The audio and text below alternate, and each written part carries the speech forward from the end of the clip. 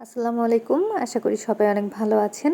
কিছু খাবার কিনে নিয়ে আসলাম। বাসায় যে খাবারগুলো ছিল সেগুলো শেষ হয়ে গেছে, তাই আমি এগুলো কিনে নিয়ে আসছি। এখানে বাদামের চানাচুর রয়েছে আর এই প্যাকেটে রয়েছে পেটিস। তো আমি এগুলো বের করে নিচ্ছি। এখানে প্রায় 1 কেজি পরিমাণ পেটিস কিনেছি। এগুলো আমার অনেক পছন্দের খাবার, তো প্যাকেট থেকে বের করে নিলাম। আর এগুলোর উপরে একটু চিনি দেওয়া আছে। চিনিটা আমার কাছে অনেক ভালো লাগে। তো এটা কিন্তু এই টাইপের প্যাটিস।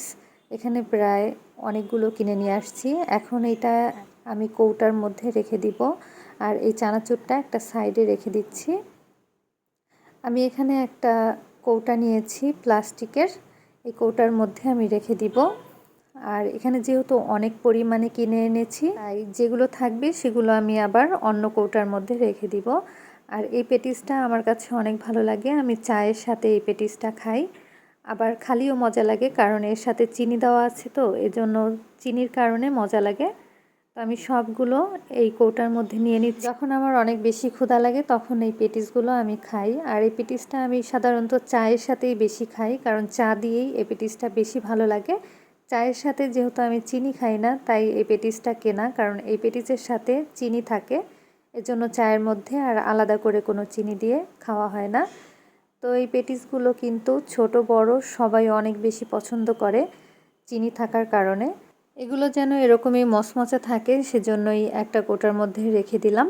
আরও বাকিগুলো আমি রেখে দিব।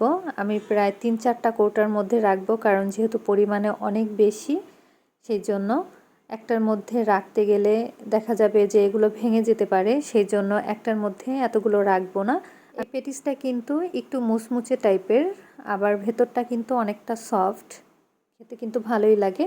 যাতে বাতাস না লাগে সেভাবে করেই রেখে দিচ্ছি, কারণ দেখা যাচ্ছে বাতাস লাগলে কিন্তু এগুলো একদম মচমচে থাকবে না। এবার একটা ঢাকনা দিয়ে আমি ঢেকে দিচ্ছি। খুব ভালোভাবে কিন্তু ঢেকে দিতে হবে। তো আমি আরও একটা দিয়ে দিলাম। এবার ঢাকনা দিয়ে ঢেকে এরপরে এটা আমি রেখে দিব। ঢাকনাটা কিন্তু খুব ভালোভাবে লাগিয়ে দিচ্ছি। এই কৌটাটা বেশি একটা বড় না, যদি বড় হতো তাহলে কিন্তু এটার মধ্যেই রেখে দিতে পারতাম। দেখুন, তো এখন আমি এটা একটা সাইডে রেখে দিব। আজকে পেটিস আর চানাচুর এনেছি, সাথে কিন্তু বাদামের বিস্কুটও এনেছিলাম, সেটা আপনাদেরকে দেখাতে ভুলে গিয়েছি।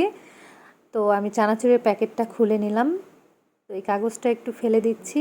আমার বাসায় সবসময় চানাচুর থাকে, কারণ চানাচুর খেতে আমার অনেক বেশি ভালো লাগে। আমি সব রকমের চানাচুরেই খাই, তবে এই বাদামের চানাচুরটা আমার কাছে সব থেকে বেশি ভালো লাগে।